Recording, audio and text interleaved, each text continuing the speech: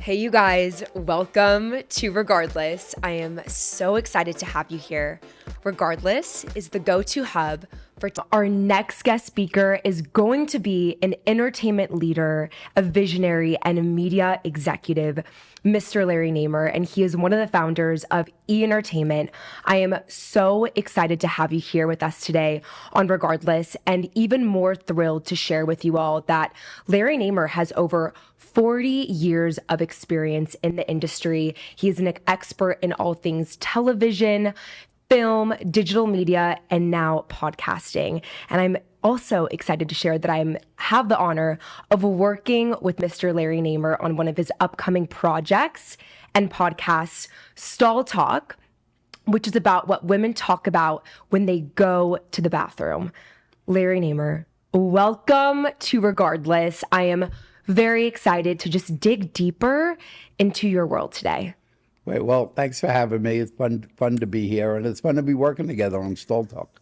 I am super excited for that. And it's just a really cool experience for me to get to know you more and the fact that we get to share just this space together today. So to start things off, Larry, what is it like for you to uphold such a distinguished name in the industry? Like, what does it take to maintain that sort of title and ongoing responsibility? Well, first of all, I hate to say this, but I'm now at 50 years in the business, literally since I was a baby.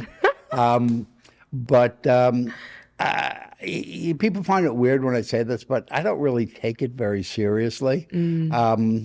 Particularly with E, which is, probably the thing I've done that most people know. I've done a lot of other stuff, but, people know E and, the company went, literally, Alan and I started the company from nothing. I mean, it's still the only major TV network that's ever been started by people as opposed to companies, which is pretty amazing. It's now in 142 countries and worth over 5 point something billion and stuff like that. But, when people ask me, about that whole thing and the notoriety, people have a vision of me, of what I'm supposed to be, which is really very different than what I am. I don't take it seriously. I go, okay, I figured out people around the world love Hollywood gossip. To me, that wasn't rocket science. I mean, we executed it really well, but it was kind of that attitude of Hollywood is funny stuff, don't take it very seriously, that kind of let E become what it became, particularly originally. The early E was all my sensibility, which is Hollywood is funny stuff, don't try and make believe it's rocket science. I love that. And I think one of my values in life is don't take yourself too seriously. And I think that's what I really appreciate about you. And I mean, when you're out, I guess, operating and navigating the world, like do you feel this sense of like having to like prove yourself, or did you ever feel that throughout your career, maybe like more in the early stages? I wouldn't say that I felt like I had to prove myself. Because while it took us 3.5 years to raise the first 10 cents for the network, once it went on the air, everybody went, "Oh my God, you should have told us that's what you want to do. We would have given you money 3 years ago." So it was an overnight success that took 3.5 years to be an overnight success. But, people say, when did you know it was going to be successful? And the answer is from the first day we had the idea. We just knew what it was going to be. We didn't think it would grow that big and that fast. I mean, I think in our first year, we were in 14 new countries and stuff, which was kind of unheard of. And crazy. But you know what? The path to success was so quick. And it was so intense that we really didn't have time to stop and reflect on it. We just kind of did it. Wow. Curious, how did you know it was going to be successful? Like, were there certain, like was there feedback that you were getting, or was it just this, like what does that look like to you? Well, a lot of it really had to do with our ability to relate to, celebrities and directors and stuff, because while a lot of a lot of TV shows were taking the attitude of, let's uncover the gossip and ruin people's lives and stuff. Yep. We were celebrating the industry. We just love the entertainment industry, and we were going to celebrate everything about it and stuff. So, and for a lot of people, we gave them the opportunity to do stuff and say stuff they normally don't get. With Entertainment Tonight, they lucky to get a 20-second soundbite. We would actually go on a film and follow the director for an hour. And people would actually get to see stuff that they never saw before, and so it was very different and very unusual, and it was kind of that irreverent attitude that really made it pop out. I mean, we didn't have a lot of money, so we had to be very creative. Very cool. I feel like you found the gap, and you really, were able to shine in that area. So super, super cool stuff. And I would love to get deeper into more of like your growth experience, right, throughout creating this business from the ground up. And so thinking about your experience as an entrepreneur, because I am one myself, and I'm sure a lot of the women out there who are listening to this podcast look up to you. And we want to understand, like, how did you do it? And realistically, like, what did that experience look like? So I'm curious, Larry, like, can you recall a time building E where you maybe doubted yourself and you were like, I'm not sure if this is going to work? And here at Regardless, we're all about, regardless of self-doubt, limiting beliefs, fear, how do we move forward, push through, and rise to the top regardless of those things? So if you can recall like one of the biggest hurdles in your career and share how you overcame that, I would love to hear your Regardless story. So I think it was, that first thing of raising money. Alan and I wrote the business plan. Yep. And,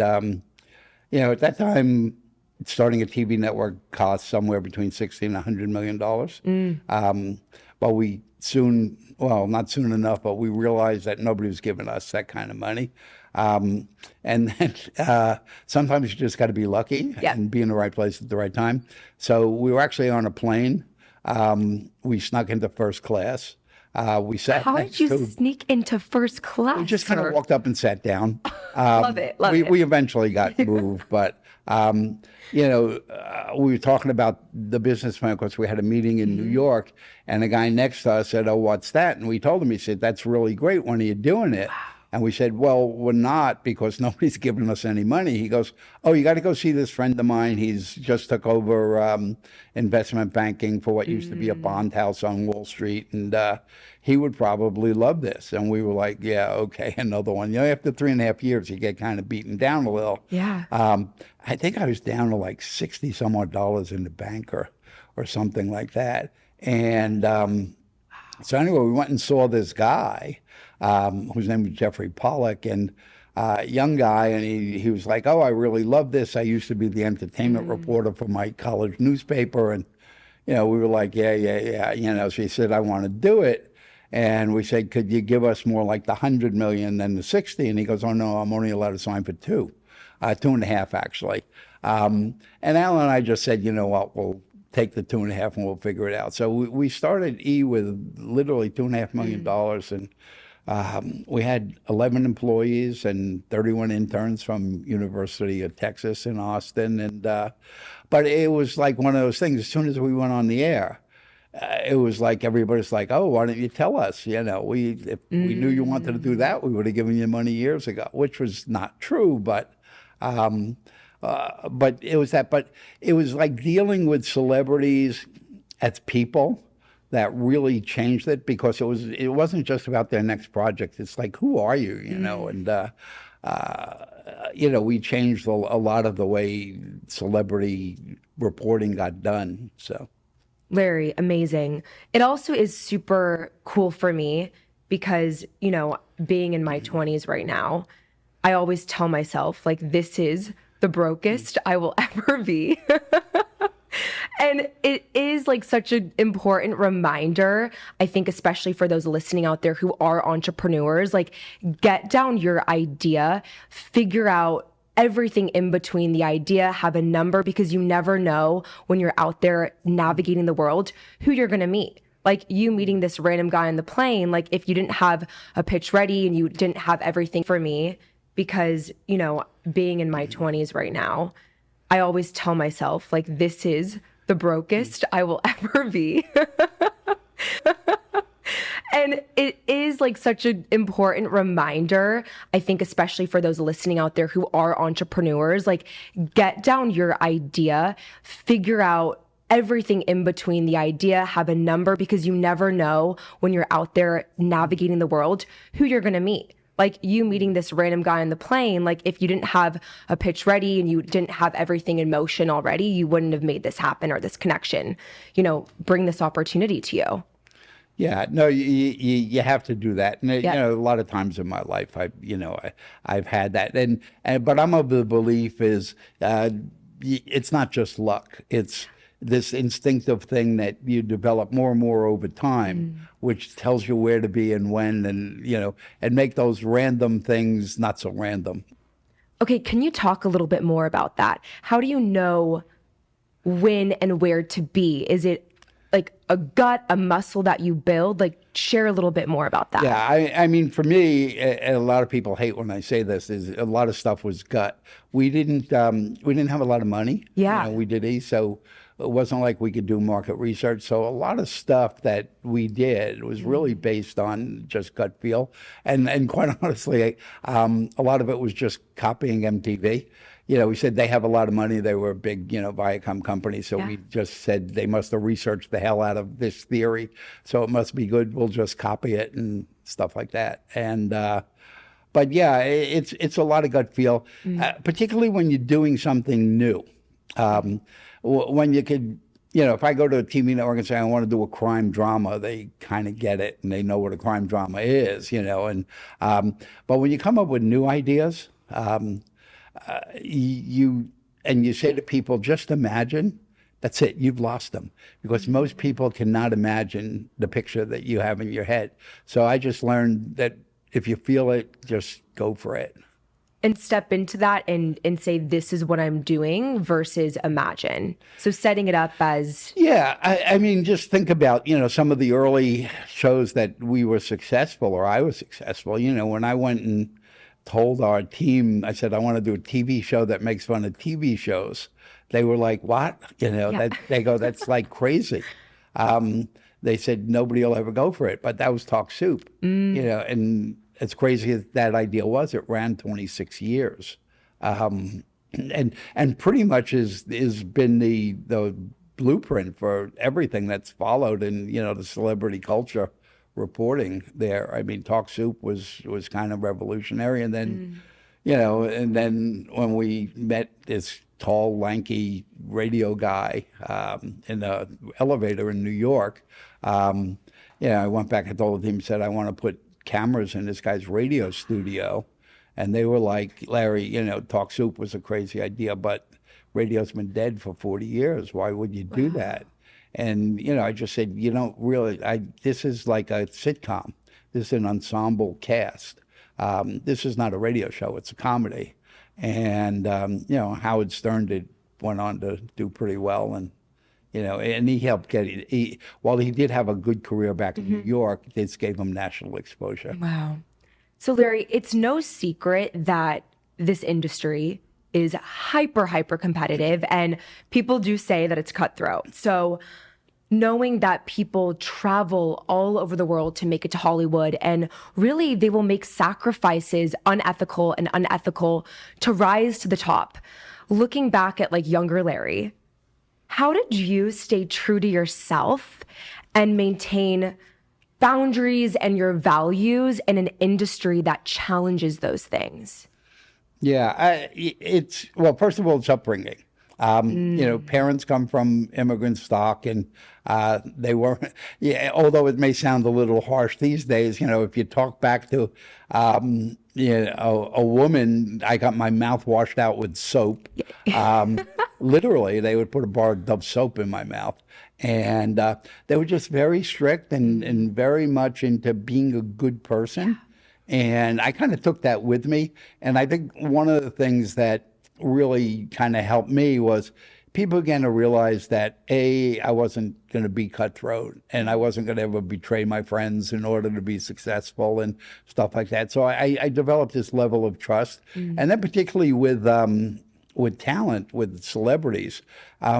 They knew that when I said I was going to do something, I actually did it. And I always made a point of, like, if I said I'm going to do it, I'm going to do it, even if it hurts or if it costs me money or whatever. And that's kind of followed me throughout the years and allowed me access into a lot of places and allowed me to get things done that a lot of people just thought were never going to get done. I mean, look, I was the only Westerner that had a media company in the Soviet Union and Russia.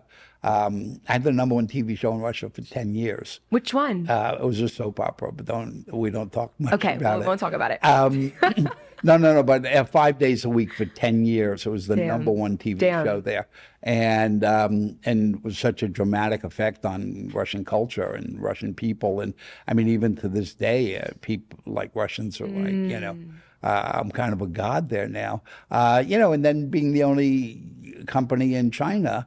And the reason was because the Chinese folks, when I told them what I wanted to do and what I wouldn't do, they said, this guy has a history of like doing what he says and being true and honest and stuff. And we're still, I think, the only Western company that's allowed to operate in the media sphere in China. Wow. So thinking, I mean, I know you shared more about how you approach the world, and it seems like trust, being authentic, having integrity and showing up that way in the industry is obviously important to you and has led to your growth and success as a leader. What are qualities that you look for in other people in the industry? Like growing up, my dad has always been like, especially when it comes to guys, he's been like, Skye, do not trust a guy for 3 years. I'm like, bro, like, how am I supposed to date? But it is true, because looking at, especially in business and thinking about bringing people on for projects or even partnering with someone, like, how do you build that trust with someone, or like know that you maybe can or cannot? Well, I think, I mean, from my point of view, it's this always doing what you say and delivering and stuff. And I've always been very much that to the point where I'm going to drag people along to my success. So, I mean, you look at I forget, when we finally cashed out of there, I think we had 17 folks became millionaires from that show. Because the people that were there at the beginning, I wanted to make sure they were taken care of really, really well. And that's kind of the way I approach everything, is that basically it's a sharing kind of thing. And that if it's going to be successful, I want everybody around me to feel like they were treated very fairly and stuff. And literally that's been the way it's been for my whole life and stuff. And that's why I have a lot of people that stick with me for a long time that are incredibly loyal and stuff like that. But, in hiring, I just hired the smartest people I could find. I know what I know and I know what I don't know. So if I'm going to hire an editor for something, they better know how to edit a heck of a lot better than I do. I don't want someone who's going to just tell me what they think I want to hear. I want people that are, not confrontational, but, if they really believe that something should be one way as opposed to the way I said it should be, that are going to challenge that and stuff. Otherwise, what's the point of having, folks around? But our corporate environment has always been kind of interesting. And, I know you'll appreciate this. Yeah. Heavily women. Because I get along well with women. And then what happened, because we created this environment that women who came in were very comfortable with it, and they didn't feel like they were being treated as a woman, but they were treated as a professional. Love.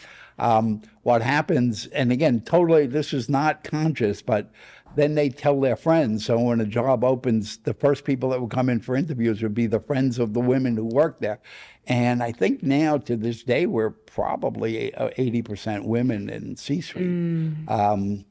And stuff, because it's just a good environment. People like being in that environment, and they feel they're being rewarded well and, fairly so.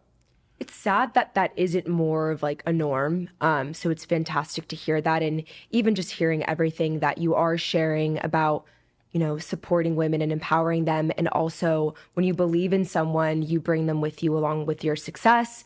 Like that is so cool and refreshing for me to hear as a young professional in corporate America and also being an entrepreneur. So thank you for sharing that. And I know this about you, Larry. You are exceptionally good at reading people. And I think sometimes it's true. It is true. Yeah. It's so true. And I think sometimes people are really born with it or they just don't have it. And you are exceptional at this. And I want to understand more for my women listening here who are in their early stages of their career. And this is something I just am really interested in learning more about you. How do you distinguish whether or not someone is genuine in getting to know you or just trying to get something from you? Well, there's a few parts to that answer. First of all, I grew up in I learned in later life, I grew up in a very poor neighborhood. Where in New York? I grew up in Coney Island, New York, which Yeah. is still the hood. It's not gentrified Brooklyn, it's old Brooklyn. Wow. And, we were, it was a diverse community. Yeah. I mean, I think it was like majority was actually Puerto Rican, and then African American, and then us white kids were in the minority. But we kind of all got along. I mean, we all played in the streets and stuff like that. So I grew up as a street kid. Yeah. I mean, literally in the morning, I would leave the house at 7:30 in the summer and come back at 8 o'clock at night. So you really know the streets. Yeah, Yeah. and you learn a lot from Yeah.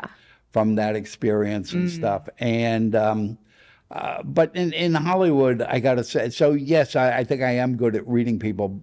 And in Hollywood, I kind of have this other attitude, which is, that saying, you're innocent until proven guilty. In Yes, I know Hollywood, it's that the opposite. very You're well. guilty until proven innocent. I just don't believe 90% of what I hear from people. Everybody, if I say I've got a movie I'm doing, they could tell me they got 10 movies they're doing and stuff like that. And there's just a lot of fake and phoniness that happens in this town. And when I say this town, I mean this industry, not just physically Hollywood. So I kind of start there. And if somebody's not willing to go through the motions of showing me that they're honest and genuine and they fit into the culture that we create, because we don't want people that are fighting and stuff like that. We kind of look at ourselves as a happy place, and we want to keep it that way. What's your your definition of someone being genuine? Like, what does that look like to you? Well, number one, I think it's somebody that'll actually. And it's funny because it's not just in business, but it's also in relationships Yeah. and dating and all that stuff. Is if I tell you my problems, I want you to tell me the truth, and that's kind of it. Not being afraid of, if you really believe it. Don't tell me what you think I want to hear. Tell me what you really believe, and also just knowing you got my back, and that I could go to sleep at night and not worry that you're going to stab me in my sleep and that kind of stuff. Thank you for that. It was really interesting. You said something about Hollywood not being a place. And I remember seeing one of your interviews, and I know it doesn't really matter, like regardless of where you are in the map, you can really embody Hollywood.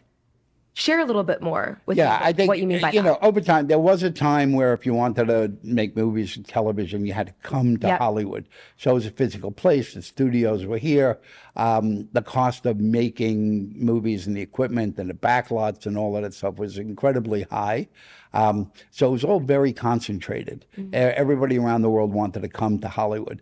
But I think over time, technology has changed that. I mean, I could take my cell phone and go to Nairobi and make a movie on my cell phone if I want. So Hollywood, I think it really is not so much a geographical place, but it's a concept. I think it's a measure of quality, a measure of creativity and stuff, but could be practiced anywhere in the world. I mean, you don't have to physically be here. I mean, if you just look at the movie business, when I got involved in the movie business, it box office was 95% U.S. and 5% was the rest of the world. Now the U.S. is only 30%. And So it used to be where we would make Hollywood movies in English and then people would dub them in German or French or whatever. But now they make movies in Germany and France and they make them in native language. Look at China. I mean, Yeah. China has now risen to be the #1 box office country in the world. Um, which is interesting because when I got involved there like 12 years ago, and I would go to the studios and say, "Listen, I have a show in China called Hello Hollywood, and I want to have my host on the red carpet." They would deny it and say, "Larry, we don't really care about China. Go away." And I would just say, "Guys, you got to understand. While they may be little today, they ain't going to be little for Yeah. long." And now, they beg for us to cover China because it literally is the #1 box office country in the world. Super interesting. I think it's like this mindset that regardless of, looking at Hollywood and in anything in life, it's like you can really, when you think about something and you want to embody it, you have the power to change your mindset and to step into that at any point, whether it is, a Hollywood vibe or main character energy.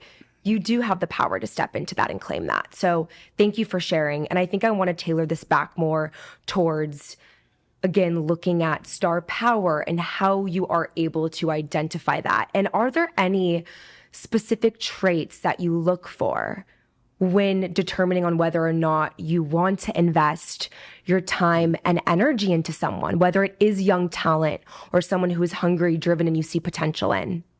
Sure. That's interesting because, you could look at, if you go back to the early E days, people always say to me, "You were so lucky you had all those great hosts." At the beginning, we had Greg Kinnear and Julie Moran went on to do Wide World of Sports. Katie Wagner went on to do Lifestyles of the Rich and Famous, Richard Blade, K-Rock, and stuff like that. But it didn't happen by accident. We realized that with limited amount of money, that one of the only things we can control is the choice of the host. So we interviewed, I think, almost 10,000 people. We were looking for the first 5 hosts. Were you interviewing them? Was it just you two? No. I was gonna say. I actually, this woman, Eileen Graham, had Okay. the task of doing it. But we ended up, I think, putting 7,200 people on tape. And, I met this young guy who was, he was an assistant marketing person at some little monster movie company and kept telling me he could be a host. And I was like, yeah. But he went in and, I said, "Here, go see Eileen next Tuesday." And I told Eileen, "This guy's coming in and, I don't care if you even have tape in the camera. I'm trying to sell advertising to his company." And, she came in and said, "Hey, that guy's downstairs. He wants to say hello." I said, "Eileen, I'm really busy. I don't have time." And then she came back 10 minutes later and she says, "Well, he's really insisting." I said, "Well, Eileen, I'm trying to figure out how I pay you on Friday. Yeah. So get out of here." And then she took him in the studio and then came back in and said, "Larry, come in the studio." And I'm going, "Eileen, what was it about, get out of here that you didn't understand?" Literally took me by the ear and dragged me into the studio. And she cued the guy whose name just happened to be Greg Kinnear, like Academy Award Greg Kinnear. Wow. And, I just looked at it and went, "Holy shit." He just lit the camera up. So, in that kind of thing, there is this camera presence that you look for. But, if you go to later day stuff, everybody always comes to me and they go, "I want to be a TV host." Yeah, okay, everybody's going to be the next Oprah. But people don't realize what really goes into it. I mean, having talent and personality are part of it, but the other is really having the work ethic and the desire, that fire in your belly to want to be it. And people constantly, telling me they want to be it. And I said, "Okay, do you understand that if we get your daytime, talk show, you're going to be up at 3 o'clock in the morning. You're going to go into hair and makeup, and 5 o'clock you're going to, start shooting. You're going to wrap up at 11, and then you're going to go home, have lunch, go to sleep, and you're going to do it 50 weeks a year." And people go, "Oh, no, I can't do that. I like to spend the summer in the Hamptons or Ibiza and, stuff like that." So even with the talent and the look and stuff, they're there. And when I say look, it's not always beauty. There's just a look that that's interesting. That when I look at someone, I want to know more about them. I want to get more involved. But I was on some Hollywood party on a rooftop, and this British gal approached me and was telling me she wanted to be the next Oprah, and I'm like, yeah, okay. But then she just pursued me for like 3 months, and to the point where I could be in China and call her like at 3 o'clock in the morning, and she'd stay on the phone for 2 hours with me. So we're doing this show with her called Natasha After Dark, and because she had it. I mean, this was the level of focus. I mean, she's good, she's talented, and she's not a Hollywood beauty by those standards and stuff, but she's jiggly and sexy and stuff. A single mom, phenomenal, and but she just knew what she wanted, and she not only had the talent, she had the look, but she had the drive and the desire. The drive is so important. It's almost like I'm going to make it happen regardless of what gets in my way. Yeah, it's got to be the most important thing in your life. And if it's not, it's probably not what you should be doing anyway. I feel that to a T. I mean, even for me, like this experience with you, Larry, like I wake up thinking about it. I brush my teeth thinking about it. Like I go to bed thinking about it. And it's one of those things that you cannot teach anyone. And I think the same with having stage presence or presence on camera or how you walk into the room and you make other people feel. It's something that can't necessarily be taught. Do you think the process of you realizing if someone really has it, like how long does that process look like? Is there a certain timeline that you look out for? No, a lot of it is gut. Yeah. And so, I mean, you start with the look. I mean, the look is for, is this person going to be the right look on camera, and can we attract a wide enough audience? But you look at other stuff. I mean, a good example on Stall Talk, you know Rachel. Oh, yeah. And it's interesting because even today, when I take Rachel to a meeting, people, more women than men, interestingly enough, treat her like she's my assistant as opposed to the head of dev. Rachel started as an intern. And then she had like a kind of minor job, and now she's the queen of development over at LJN Media and stuff. And, it's hard, particularly for a young woman, to get that credibility, and people realize that I think the exposure to me has been good for Rachel, because I give her I let her make her own mistakes. I mean, I kind of think of myself as the bodyguard. Like I'll let her love that. I'll let her shoot herself in the foot, but if she's going to shoot herself in the head, I'll step in. Yeah.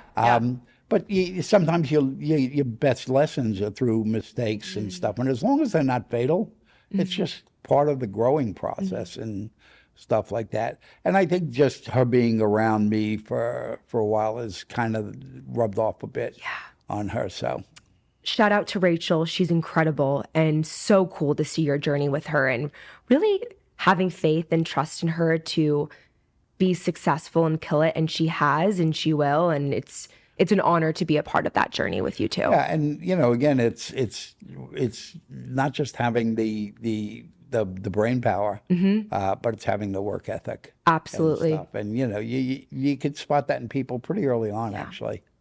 I agree. And I love what you just said about just Rachel maybe not being taken seriously by, strangers or potential clients on the phone. And this is perfect because this is something that has followed also me and so many other women navigating our career in our early 20s. And so as a man, Larry, of power, of influence, what sort of advice would you have for the women listening who are in the early stages of their career, but want to be taken seriously in their respective fields? Well, I mean, you have to be serious. I think, as a woman, you got to be as good, if not better, than the people at your level there, because people are going to think lesser of you. That's the way it is. But I think you also got to look at the environment you put yourself in, and you got to put yourself with supervisors or bosses or whatever you want to call them that are going to have your back. I mean, even with Rachel is a good example. you know, I've had people say, "Oh no, I'm not going to deal with Rachel. She's, you know, whatever," and I just cut the deal off. I just said, "That's it. You're not going to deal with Rachel. You're not Wow. going to deal with the company." So, and that word gets around when people know that, you know, if you're going to pick on the girl, you're not going anywhere with me. Yeah. That really helps finding an environment that's going to be nurturing and stuff. And again, it's not a matter of women or men. It's the people that I hire, the people that work for me, I really respect them and I want to see them do good. And I'm not going to stand for anybody disrespecting them, man or woman. I appreciate you for saying that. And it is so true. I think it's about finding a right culture fit, regardless of gender, age. It's about being with the right people who respect you. I don't think it's about, I'm a woman, like, hear me roar. I mean, that's great, but it's just respect. Yeah. And it's crazy that we're still living in a world where there really sometimes aren't those things. So, Larry, the fact that you just shared that experience with Rachel and you know, you say goodbye to the haters, like, we don't need it. So, very, very cool. Thank you. Yeah. So, this is a question that I'm super excited to hear from you. Uh-oh. Who are some of the most successful women you admire and why? Oh, well, I think if you gotta pick, if I have to pick one, there was the first woman ever to run a major network, Kay Koplovitz, started USA Network and Sci-Fi Channel and stuff like that. And, you know, you ever want to talk about, you know, poor woman in a male-dominated society, it was all guys. But Kay was just amazing, and you know, and later we still stay in touch. Although she now runs a big incubator that puts money into women-related business. She runs about $2 billion in women causes and women companies and entrepreneurship and stuff. It's called Springboard. Okay. And you know, if I had to pick the one woman that you know, I'm amazed at how she managed to get through it would be Kay for sure. Super cool. And where is she based? Is she in LA? She's in New York, Okay. and stuff, but she's all over the world, and you know, but it's great because she's not just this fabulous businesswoman who's managed to you know make her way through a male-dominated society, but she's married and family, and So she's doing it all. she's doing it all. Yeah, so you got to respect that because Oh, yeah. you got to realize that it's probably harder than the journey that I went through. I mean, like, even for me now, Larry, I have girlfriends who are like 27 and they're like, when I'm 29, like, I want to have kids. And, you know, I'm about to be 27, but even having those conversations and being around that, it's stressful because when you're a girl or a woman who cares so deeply about her career and also being a mom, it is scary to think about, like, when is all this going to happen, and am I going to have time for all of this? But to have women to look up to who've done it all, like, that is freaking awesome. Yeah. Yeah. Yeah. It's, you know, women, you know, kind of have this time clock. Yeah. Yeah. They go, well, if I don't have the kids by this age and, you know, stuff like that. And yeah, guys don't have that. So we do get the benefit of that. But 27, you're still okay. Thank you, Larry. I needed that today. So, Larry, if you were able to go back to your 20-something self, let's say 27, my age, what is one piece of advice that you would want to share with him?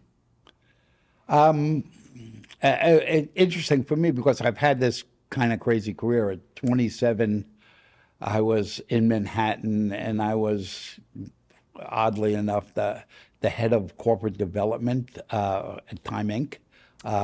For cable. 27 years old. Yeah, I've had like several hundred people reporting to me and all of that kind of stuff. I very quickly got out of the follow your passion kind of thing. Oh, my passion has always been cooking, not television.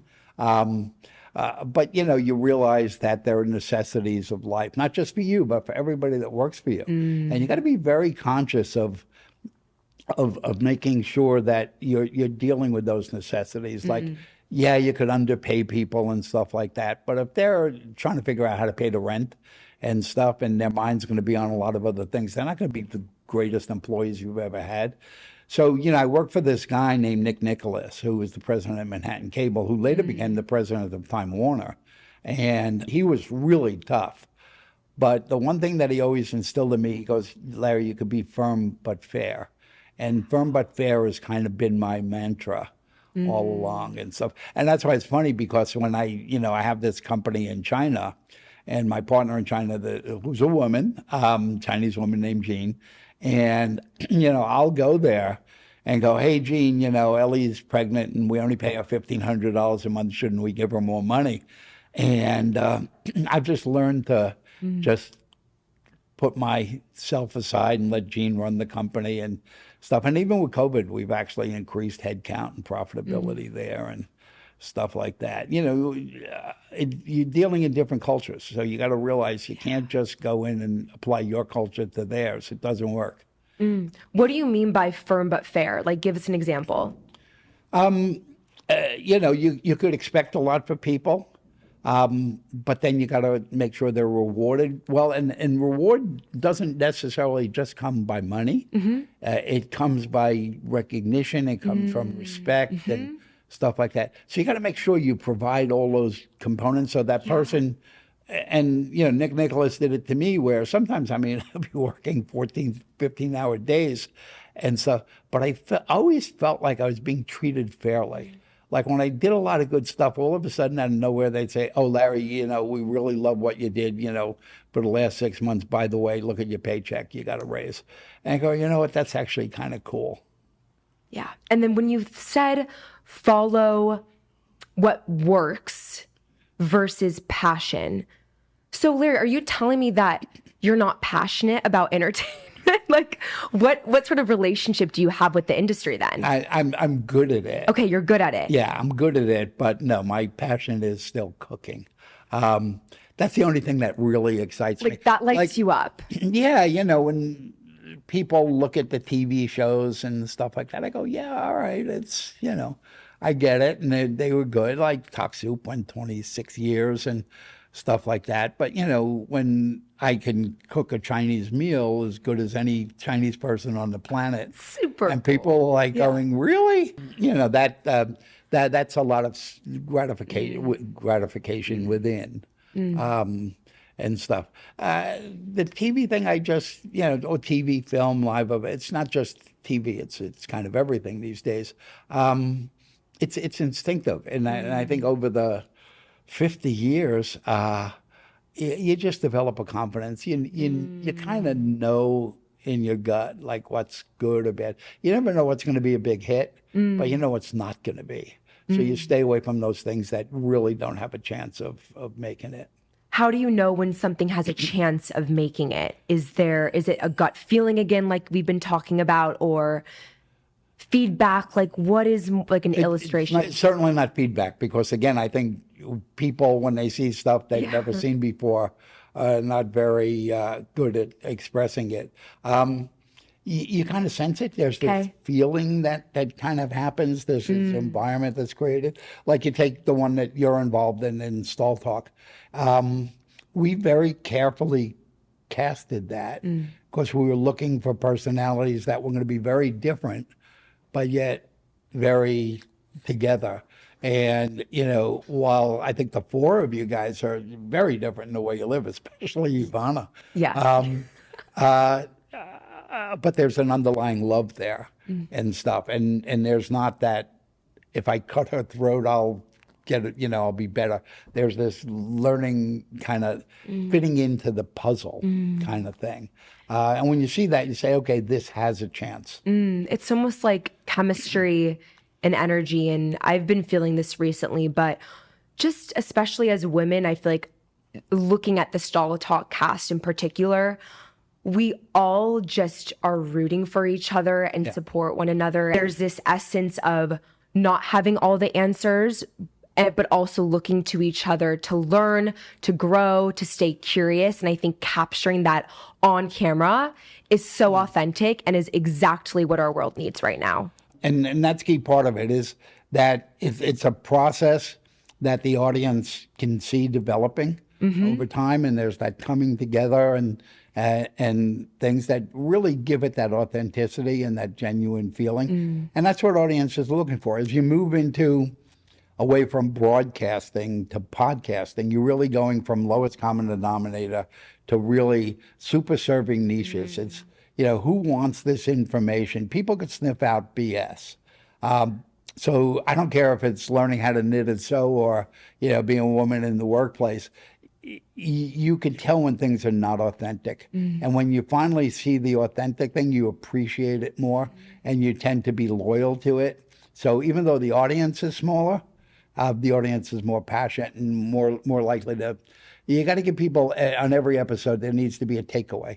Somebody needs to get that next morning and go, you know what? I spent an hour there and I only got one thing, but that one thing stuck with me. And will hopefully change their life or empower them to take change. I agree. It's empowered to take change. I agree. Larry, I cannot believe we're almost at the end of today's episode. Literally felt like I was here for 5 minutes with you. So I want to welcome you to a section that I like to call syllabus steps. And this is really a time for us and my audience to understand, okay, what are really the main key takeaways that we've learned from Larry? And how can we start to actionize authenticity, integrity, and also, learning from you, are there any specific resources, tools, daily non-negotiables that will help us show up in our lives to really grow and create success for ourselves and others? So, Larry, any books, resources, like any morning routines, anything that you want to share with us today that have changed the game for you? Well, number one, work ethic. I'm up at 6 o'clock in the morning. Doing my thing, and I go to sleep at 1. 1 a.m. Yeah. Is that enough sleep? Well, it's it's good for me. It works for me. I think that thing. I read voraciously. In the days where magazines were things you actually touched, I probably read 50 magazines a month. Probably read 4 books a month. Now I read them all on my pad. So I still read. I read a lot, and all kinds of diverse things. I read Gun and Ammo magazine. I've never shot a gun in my life, but I want to know about. I've just got this appetite for learning about stuff. When I get involved in a project, I kind of immerse myself, almost like a method actor. I actually wrote the business plan for the Hobby and Craft Network in the UK. And to do it, I had to learn how to crochet and needlepoint, and because I needed to understand the process of what it was that I was trying to capture on video. And the only way to do it is to do it. So I throw myself into a lot of situations where I know nothing, and I just say, I've got the confidence that I'm smart enough. I'll figure it out. I can needlepoint little eyeglass cases and stuff like that. And I buy a cookbook every month, and I literally cook the book. I don't necessarily eat it, but I'll cook everything because I want to learn how to do it. You don't eat all of it? No, but my daughter lives in the house that's. I'm Larry, if you ever need someone to eat your food, I'm here. And again, that's cooking is kind of in my therapy, and no matter what you do, you've got to find that escape. For some people it's meditation, some people it's Pilates and stuff. For me, it's when the day sucks, is go in the kitchen and cook, and it's that process that just takes you away from whatever. It was funny because when I went to China, they would be like, let us show you how to use the chopsticks. And I go, no, let me show you how to use the chopsticks. And then they would try and explain dishes to me, but I would explain them to them. I ended up having a cooking show in China? Yeah, which was loosely titled The White Boy Cooks Chinese Food. Were you the star? Yeah, I was the cook. Yeah, I was. Larry, you have to send me this. I think it might even be on YouTube. But yeah, so we did 4 episodes on Beijing TV. White Boy Cooks Chinese Food. If somebody here, you might find that offensive. In China, It was yeah, okay, I am the white boy. That's classic. I have to say, what I just loved from your syllabus steps is this concept of confidence, right? And I think people can look at you or look at me and be like, how are they so confident? And for me, confidence is a muscle, right? You have to be willing to put yourself into the fire. You have to be willing to get outside of your comfort zone. And I love what you said about jumping into the deep end and just trying it. Not that you have to know exactly what you're doing, but when you learn that skill and you prove yourself wrong that you are capable, that is when you build the confidence muscle. To all of my women listening, that is a super powerful takeaway that I do want you to take from Larry Namer. Thank you. Yeah. Thank you. And I also want to announce, not sure if this is happening 100% yet, but your cookbook. Yeah, people have been after me to kind of write my book, but I wouldn't do it. I've always stayed away from it, going, you know what, I'm not ready to write a last chapter yet, so I'm not going to do it.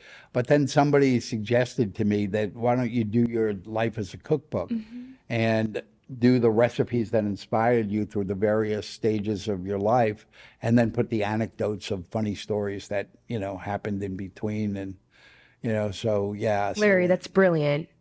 And for me, that's fun. And the process of writing this book, and I'm up to chapter 4 now, is it just makes you remember all this stuff that you never thought about, and stuff. And it's crazy, like digging up, like I remember in the cookbook is a salad that was was the salad that I ate the first time I ever had lunch with O.J. Simpson at La Scala in Beverly Hills and stuff. But I remember exactly what I ate. It's funny because I remember exactly what I ate and exactly how to make it. Isn't it so weird how we like remember certain meals like that? I mean, food is such a key aspect of life. And when we think about the emotions or the experiences or memories that are tied with that, it can bring up like a full experience. So Larry, I'm 100% behind this cookbook. I'm excited to see it. I'm going to hold you accountable. It should be finished by the end of the year. Okay. We'll look out for it. Last question. It's a fun little game if you're ready. Okay. Go ahead. It's a fill in the blank. So, regardless of blank, I am blank. Regardless of what people's impression of what I am supposed to be, I'm still like a street kid from Coney Island.